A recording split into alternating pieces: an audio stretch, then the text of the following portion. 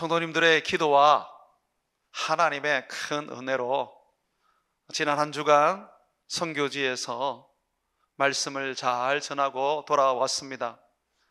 제가 선교지에 가면 저는 항상 그 선교지의 목회자들, 그리고 다음 세대의 목사가 되실 분들, 신학생들을 양육하고 가르치는 일을 하게 됩니다.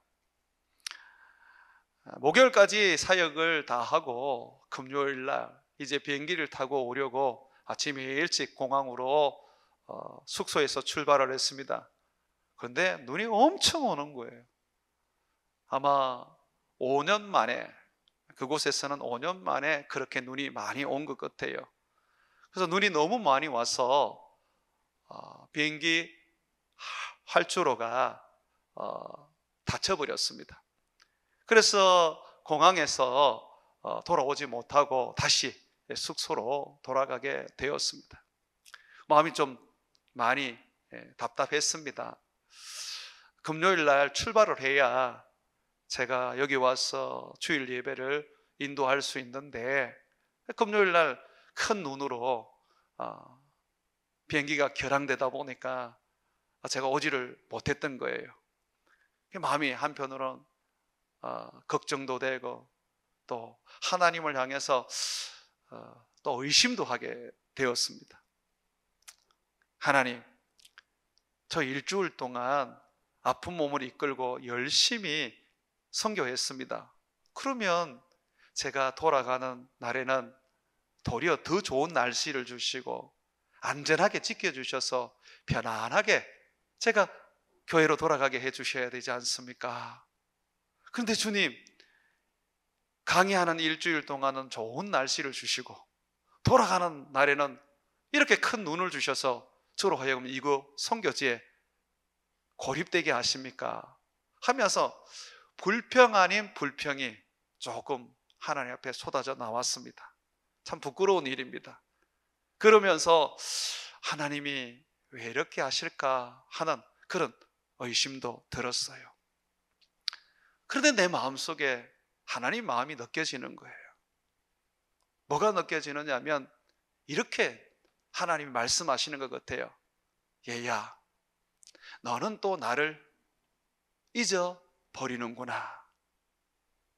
나는 전능하신 하나님이다. 이유 없이 내가 너를 이곳에 못 잡아두겠냐. 내가 이유 없이 네가 한국의 너희 교회로 돌아가지 못하는 그런 일이 생기겠느냐.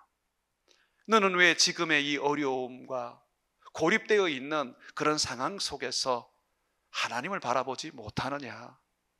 하나님이 너와 너희 교회와 이 선교주에 말씀하시고자 하는 것을 왜 너는 찾지 못하느냐.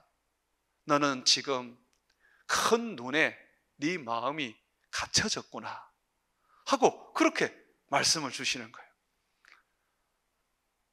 너무너무 부끄러웠습니다. 하나님 앞에. 가만히 생각해 보니까 제가 빨리 가서 주일 예배 준비하고 성탄 예배 또 준비하고 그것만 생각했던 거예요. 실질적으로 예배를 이끌어 가시는 분은 내가 아니고 성령님이신데, 주일날 여러분들에게 은혜를 주시고 여러분들에게 메시지를 주시는 분은 하나님이신데 내가 하는 일이라고 생각하고 내가 가야 된다고만 생각을 했던 거예요. 그래서 저는 그 눈 속에 고립되면서 하루 동안 혼자서 방 안에 들어가서 하나님을 찾게 되었습니다. 정말 오랜만에 홀로 주님을 찾게 되었는데, 그 찾는 시간에 많은 은혜를 받고 또 내가 잊어버렸던 하나님의 비전과 또 하나님의 은혜와 하나님의 그 사랑을 다시 기억하고 찾게 되었습니다. 여러분, 우리의 삶에 하나님은 이렇게 우리가 생각하지 않는 것과 같은 어려움을 주실 수 있습니다. 아니, 주십니다. 내가 주님께 충성하고 모든 일에 주님을 위하여 헌신했음에도 불구하고 주님은 병도 주시고 때로는 환경에 많은 힘겨움을 주셔서 헤쳐나가는 것조차 버겁게 만들기도 하십니다. 정말 이해가 안 돼요. 하나님 왜 나한테 이렇게 하실까? 나는 주님 정말 잘 섬기고 있는데, 나는 모든 것에 있어서 주님께 다 드리고 있는데 주님 왜 나에게 이렇게 하실까 하는 그런 의심, 생각이 드는 일들이 있습니다. 오늘 말씀에 보게 되면 예수님은 제자들을 풍랑 속으로 밀어넣고 계십니다. 그것도 밤에, 캄캄한 밤에 주님께서 바다 한가운데로 밀어넣고 계십니다. 고요한 바다도 아니고 바람이 얼마나 부는지 그 바람 때문에 파도가 거세게 배를 향하여 몰아치고 있습니다. 생명의 위험을 느끼는 그런 바다 한가운데 예수님이 몰아넣고 계십니다. 우리 예수님은 좋으신 분이잖아요. 죽음에서 우리를 살리시고 마귀에게서 우리를 구원하시고 어려움에서 우리를 건지시고 모든 좋은 것을 주시는 분이시잖아요. 그런데 왜 예수님은 고난 속에 우리를 집어넣는 것일까요? 오늘 말씀을 한번 여러분 보십시오. 45절에 보게 되면 성경은 이렇게 우리에게 말합니다. 예수님께서 즉시 제자들을 재촉하사 자기가 무리를 보내는 동안 배 타고 앞서 건너편 베세다로 가게 하셨다라고 말합니다. 예수님께서 구전 일을 하시면서 즉시로 그리고 재촉해서 이 제자들을 배를 타고 호수 가운데로 들어가게 하셨습니다. 어떤 신학자는 이런 얘기를 하더라고요. 예수님이 풍랑이 올 것을 알고 빨리 풍랑 오기 전에 그 배를 건너가게 하려고 했는데 풍랑이 너무 일찍 와서 그 배가 금방 호수 가운데 갇히고 말았다, 이렇게 얘기를 하더라고요. 근데 저는 그 해석에 반대합니다. 왜냐하면 예수님께서 풍랑을 피하게 하실 것 같으면 예수님이 배를 태워서 보내지 않으셨을 거예요. 이미 모든 것을 다 아시는 전능하신 하나님이십니다. 얘들아, 풍랑이 온다. 너희들 안 되겠다. 나와 같이 산에 올라가자. 오늘 저녁에는 산에서 나와 함께 기도하고 내일 아침 날 밝으면 우리가 배를 타고 건너가자. 그렇게 하셨을 거예요. 예수님은 굉장히 지금 의도적입니다. 사람들을 보내는 것은 예수님이 하시면서 제자들에게는 빨리 호수 안으로 들어가게 하십니다. 즉시, 그리고 재촉해서. 우리에게 이런 일들이 굉장히 많습니다. 금식 기도하고 작정 기도하면 더 고난이 오고 더 괴로움들이 옵니다. 그래서 차라리 기도하지 않는 게 더 내가 평안하다 하는 생각도 가지게 하지요. 예수님은 왜 그렇게 하실까요? 예수님께서 정말 우리를 풍랑 속에 집어넣었다는 것을 어떻게 알 수 있느냐면, 예수님은 제자들이 바다 한가운데서 바람과 파도와 싸우면서 밤새워 괴로워하고 고통스러워하고 두려워하는 것을 계속해서 보고 계셨습니다. 만약에 예수님께서 구원해 주실 것이라면 보는 즉시로 달려가서 그들을 건져내셨을 겁니다. 아니면 보시면서 산에서 명령하셨을 겁니다. 파도야 잔잔해라, 그렇게 말씀하셨을 겁니다. 그런데 예수님은 파도를 잔잔하게 하지도 않으시고, 그리고 밤새워 파도와 바람과 힘겹게 씨름하는 제자들을 구원하러 가지도 않으셨습니다. 밤새워 지륵같은 흑암 속에서 공포와 두려움과 그 죽음의 괴로움 속에서 시간을 보냈던 제자들, 그 끝자락에 날이 밝기 전에 예수님은 제자들을 찾아가셨습니다. 오늘 성경에 보면 밤 사경에 무리를 걸어서 제자들이 있는 곳으로 가셨다 그럽니다.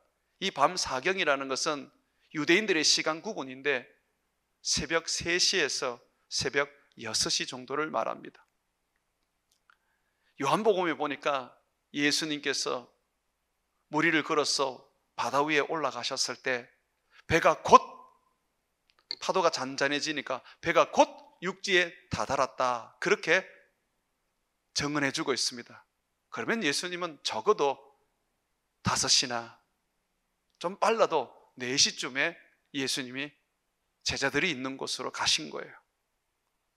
제자들은 그 전날 날이 어두워지기 전에 이미 배를 타고 바다로 들어갔습니다. 예수님 정말 밤새도록 그냥 내버려 두신 거예요.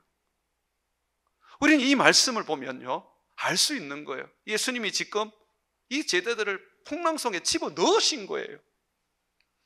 내가 왜 이런 고난을 받고 있나? 내가 왜 이렇게 괴로움을 받고 있나? 내가 평생을 주님을 섬겼는데 왜 주님 내게 이렇게 하시지?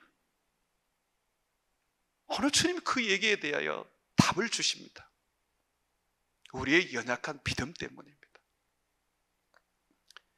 예수님이 제자들을 풍랑 속으로 밀어 넣으시는 것은 밤새도록 파도와 바람과 싸우게 하시는 것은 그들의 마음에 둔하여진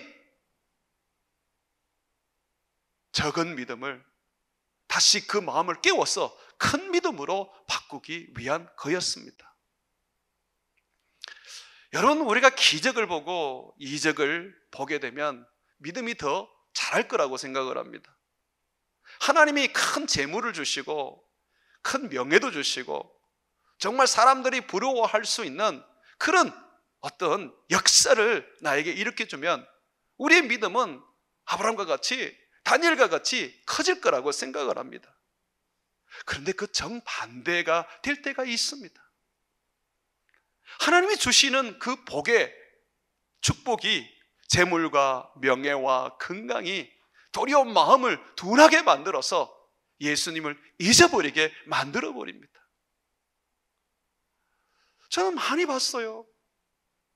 하나님께 축복을 받고 하나님을 잊어버리는 사람 많이 봤어요. 도리어 고난받고 괴로움을 당하고 풍랑 속에 들어가서 생명의 위협을 느끼는 인생을 사는 사람들이 더더욱 주님을 붙잡고 주님을 의지하는 것을 저는 보았습니다. 예수님께서 왜 이렇게 급하게 제자들을 바닷속으로 집어 넣으신 걸까요? 오병 이후의 기적 때문입니다. 예수님이 광야에서 떡 5개와 물고기 2마리를 가지고 남자만 5,000명을 먹였습니다. 남자 성인들만 말이죠. 그러면 여자와 아이들까지 합치면 한 2만 명이 넘습니다. 모두가 배부르게 먹고 12강줄이나 남겼습니다. 그런데 이 기적이 사람들에게는 예수님이 자판기 하나님이 돼버린 거예요. 자판기에 동전을 넣어놓고 원하는 거 딱 누르면 나오듯이 이제 예수님은 자기들이 원하는 것을 이루어주는 그런 자판기 하나님, 도깨비 방망이가 되어버린 거예요. 그래서 사람들은 오병 이후의 기적을 일으킨 예수님을 자기들의 왕으로 삼으면서 먹고 사는 거, 입고 사는 거 다 그냥 해결받으려고 했어요. 오병 이후의 기적을 일으키고 난 다음에 사람들은 더더욱 예수님을 따르기 시작했습니다. 예수님이 바다를 건너서 베세다로 갔을 때에 사람들은 그 예수님을 찾아서 배를 타고 달아갔습니다. 그때 예수님께서 그들에게 책망을 하셨어요. 너희들이 나를 따라다니는 이유를 나는 안다. 너희들이 떡을 먹고 배부른 까닭이다. 어떻게 해서 너희는 그 썩을 양식을 위해서 일을 하냐? 썩지 않을 양식을 위해서 해야 되지 않느냐라고 책망을 하셨어요. 요한복음 6장 26절에 보게 되면 예수께서 대답하여 이르시되 내가 진실로 진실로 너희에게 이르노니 너희가 나를 찾는 것은 표적을 본 까닭이 아니요 떡을 먹고 배부른 까닭이로다. 썩을 양식을 위하여 일하지 말고 영생하도록 하는 양식을 위하여 하라. 이 양식은 인자가 너희에게 주리니 인자는 하나님 아버지께서 인치신 자니라. 예수님이 광야에서 오병이어의 기적을 일으켰을 때 사람들은 예수님을 먹을 것을 주는 사람, 자기의 필요를 채워주는 사람이라고 여겼던 것입니다. 예수님이 그걸 싫어하셨어요. 비록 배고픈 그들을 긍휼히 여겨서 오병이어의 기적을 일으켰지만 예수님은 그 오병이어의 기적을 통해서 예수님이 구원자이고 영생을 주시고 우리를 죄에서 건져주시는 분으로 믿기를 원했습니다. 세상 사람들이 종교를 가지는 것과 우리가 예수님을 믿는 것이 동일하다면 이건 문제인 겁니다. 기독교는 기복주의에 물들면 안 됩니다. 성공주의에 물들어도 안 됩니다. 우리가 바라봐야 하는 것은 고난과 고통 속에서도 저 천국을 바라보고 새하늘과 새 땅에서 아버지와 함께 영생을 누리는 영생을 바라봐야 하는 겁니다. 예수님이 이 땅에 오신 것은 자기를 믿어 우리에게 영생을 주기 위한 겁니다. 여러분들은 예수님을 왜 믿습니까? 사업에 성공하려고 믿습니까? 부자 되려고 믿습니까? 자녀들이 잘 되기 위하여 믿습니까? 예수님은 우리에게 영생을 주러 오셨습니다.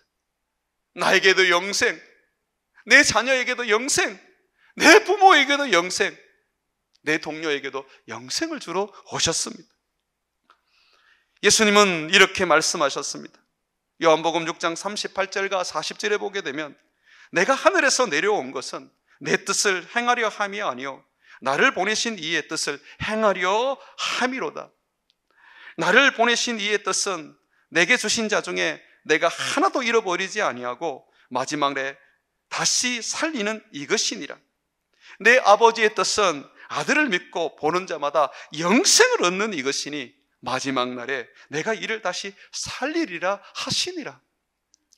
예수 왜 믿습니까? 잘 되기 위해서 믿습니까? 영생을 얻기 위하여 믿는 겁니다. 부활의 몸을 얻고 우리 예수님과 함께 영원토록 아버지를 예배하고 아버지의 나라서 아버지의 자녀로 살기 위해서 믿는 겁니다. 제자들이 오병이어의 기적을 통하여 그들은 예수님을 영생을 주시는 분으로 온전히 믿지를 못했어요. 그들에게는 예수님은 그저 이적을 일으키시는 분, 광야에서 먹을 것을 주시는 우리의 필요를 채워주는 분 정도로 믿고 말았습니다. 그러다 보니까 그 믿음이 그들의 마음을 둔하게 만들어 버렸어요. 강팍하게 만들어 버렸어요. 우리가 하나님 앞에 물질을 구해서 물질의 복을 받으면 잘 될 것 같은데 결국 솔로몬처럼 하나님이 주시는 지혜와 물질과 명예가 나중에는 타락해서 이스라엘을 다 우상숭배하도록 만들어 놓는 어처구니 없는 짓을 하게 합니다.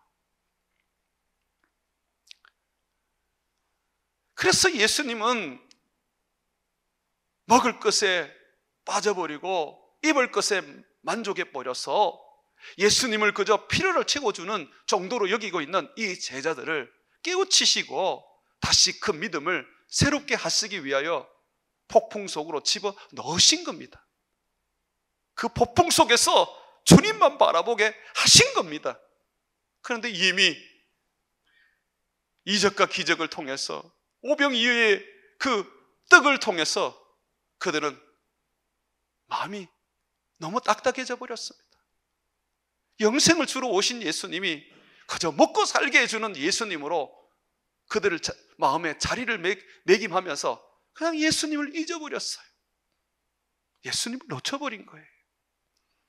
여러분 한번 보십시오. 이 말씀을 성경은 분명하게 우리에게 던져주고 있습니다. 51절 52절입니다. 배에 올라 그들에게 가시니 바람이 그치는지라 제자들이 마음에 심히 놀라니 이는 그들이 그 떡 떼시는 일을 깨닫지 못하고 도리어 그 마음이 둔하여졌습니다. 예수님이 일으키시는 이 이적과 기적은요, 이제는 좀 자연스러워져야지 되지 않습니까? 예수님이 항상 제자들을 데리고 다니면서 병자를 고치시고 귀신을 쫓아내시고 풍랑을 잔잔하게 하셨습니다. 광야에서 떡 5개와 물고기 2마리를 가지고 수만 명을 먹이셨습니다. 그러면 예수님과 함께 살아가는 우리의 인생은 이적과 기적이 이제는 상식이 되어야 돼요. 그런데 제자들 보세요. 놀라기만 하는 거예요. 귀신 쫓아내도 으악 그러고 바다를 잔잔하게 해도 으악 그러고 어제 분명히 오병이어의 기적을 봤는데도 예수님이 배에 오르니까 으악 그러면서 그냥 놀라기만 하는 거예요. 근데 그 놀라는 것이 그 마음이 둔하여져서 나타나는 반응이란 말이에요.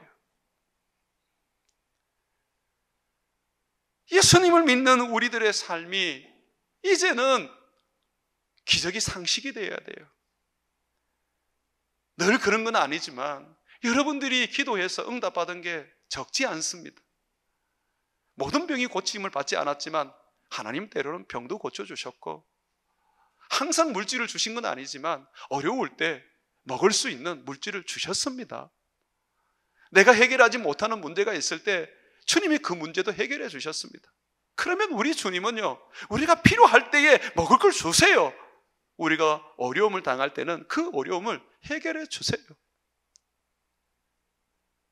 집에 오는 길에 폭설이 내려서 비행기가 결항된 데는 이유가 있단 말이죠. 우리가 그 이유를 몰라요. 그러나 우리 주님은 좋으신 분이에요. 눈도 멈추게 하고 눈도 내리게 할 수 있는 전능자이십니다. 아들도 아끼지 않고 우리에게 주신 분입니다. 그러면 아들과 함께 모든 걸 주십니다. 그러므로 내게는 좋은 일만 하나님께 감사하고 기쁠 것이 아니라 나쁜 일에도 어려운 일에도 주님을 바라보고 주님을 찾을 수 있는 믿음을 가져야 하는 거예요. 예수님은 풍랑 가운데서 고통스러워하는 제자들에게 소망을 두고 계셨습니다. 자기를 찾기를 원했습니다. 풍랑 가운데에 바다와 사투를 벌이는 이 제자들, 그들은 잠시 노젓는 것을 내려놓고 예수님을 찾아야만 했습니다. 예수님, 우리가 얼마 전에 호수에서 큰 파도를 만났을 때 예수님께서 파도를 잔잔하라고 명했을 때 잔잔해졌지 않습니까? 예수님 지금 산에서 기도하고 계시죠? 예수님, 이 파도를 좀 잔잔하게 해주세요. 아니 예수님, 저에게 오셔서 예수님, 이 두려움과 공포에서 우리를 좀 건져주세요. 우리는 예수님이 필요해요. 예수님의 손에서 일으키는 돈, 그것이 아니라 예수님 자체가 필요하단 말이에요. 그런데 이들은 예수님을 찾지 않았어요. 떡에 그냥 마음을 빼앗겨서 예수님을 잊어버렸어요. 만약에 그들이 예수님을 찾았다면 예수님이 무리를 걸고 오셨을 때 제자들은 할렐루야 하고 소리 지르면서 그 캄캄한 어둠 속에서도 바로 예수님인 줄 알았을 거예요. 예수님을 사모하고 기다리고 있었기 때문에 예수님을 그들은 알아봤을 거예요. 그런데 그들은 예수님에 대해서 1도 관심을 가지지 않았어요. 그저 예수님은 내가 필요할 때에 나타나서 도깨비 방망이처럼 떡이나 주고 병이나 고치고 내 필요한 것을 공급하는 분에 불과했기 때문에 그 어려움 속에서 예수님을 찾을 것이라는 생각을 못했던 거예요.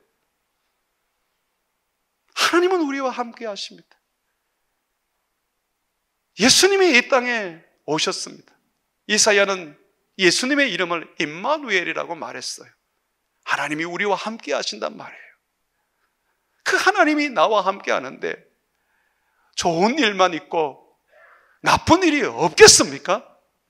그러나 그 일들이 우리에게 하나님이 주시는 이유가 있습니다. 그런 속에서 주님을 바라보게 하는 거죠. 이번에 선교사님이 그런 얘기를 하더라고요. 자기가 양육하던 제자 중에 2명이 자살을 했다는 겁니다. 모든 사람들에게 인정을 받고 존경을 받던 정말 나무랄 것이 없는 그런 사역자였답니다. 자기도 이 사람들은 어디를 보내도 그리스도의 증인이 되겠다 그렇게 생각을 했다는 거예요. 그런데 어느 날 둘 다 자살을 해버린 거예요. 그분들이 아마 우울증을 앓고 있었을 거예요. 자살을 해버린 겁니다. 그때에 목사님 마음 속에 너무 고통이 찾아왔어요. 그러면서 주님 앞에 엎드려 기도를 했는데요. 역시 그분은 저하고 믿음의 차이가 너무 차이가 나요. 그분은 너무 정말 큰 믿음을 가지고 계셨어요. 하나님 앞에 기도를 하기를 이렇게 기도했대요. 하나님, 저는 잘 모르지만 제가 이 고통 속에서 더욱 예수님만 바라보겠습니다. 하나님, 내 제자들이 다 자살을 해도 저는 끝까지 예수님만 바라보겠습니다. 지금도 그분이 저한테 얘기를 하셔요. 나는 제자들이 왜 죽었는지 몰라요. 우울증이라고 우리는 생각하지만 왜 하나님이 안 막아주셨는지 나는 몰라요. 그러나 나는 하나 알아요. 내가 그럴수록 더욱더 주님을 바라봐야 한다는 겁니다. 여러분, 예수님을 바라보십시오. 떡이 아닙니다. 돈이 아닙니다. 명예가 아닙니다. 예수님입니다. 우리는 먼저 그의 나라와 그의 의를 구하면 이 모든 것을 더해 준다는 말씀을 알고 있습니다. 그런데 우리는 항상 이 모든 걸 더해 주세요. 그러면 그의 나라를 위하여 일하고 그의 뜻을 위하여 헌신하겠습니다. 그래요. 주님, 나 이번에 성공하게 해주세요. 주님, 이번에 나 돈 좀 주세요. 그러면 선교할게요. 그러면 내가 하나님 복음을 위해서 살게요 라고 합니다. 그러나 잘못됐어요. 11조 하나 신앙의 고백으로 제대로 못 드리면서 지금 작은 것도 하나님 앞에 헌신하지 못하면서 무슨 큰 물질을 받아가 하나님을 위해서 헌신할 수 있단 말입니까? 그건 다 거짓말이에요. 나는 봤어요. 복 받으면 주님 섬기겠습니다. 섬기기는 섬겨요. 조금 더 섬겨요. 봉사하겠습니다. 봉사해요. 조금 더 해요. 죽도록 충성하는 사람 보기 어려워요. 모든 것을 주님 앞에 내어놓는 사람 보기 힘듭니다. 그게 우리 수준입니다.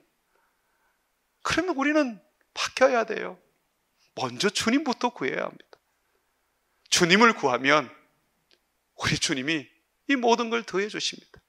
주님이 있는 곳에 우리 주님은 배고픈 자들에게 오병이어의 기적을 일으키십니다. 주님이 있는 곳에 풍랑이 잔잔해지고 주님이 있는 곳에 병든 자가 고침을 받고 귀신이 떠나는 겁니다. 귀신 쫓으러 오시는 거 아니에요. 영생을 주려고 오셨고 주님이 그 자리에 있기 때문에 귀신이 떠나가는 것입니다. 사랑하는 여러분, 예수님이 오랫동안 지켜보다가 예수님께서 머리를 걸어 제자들이 있는 배로 가셨습니다. 예수님께서 그 배에 올랐을 때에 밤새도록 괴롭혔던 그 바람과 파도가 잔잔해지게 되었습니다.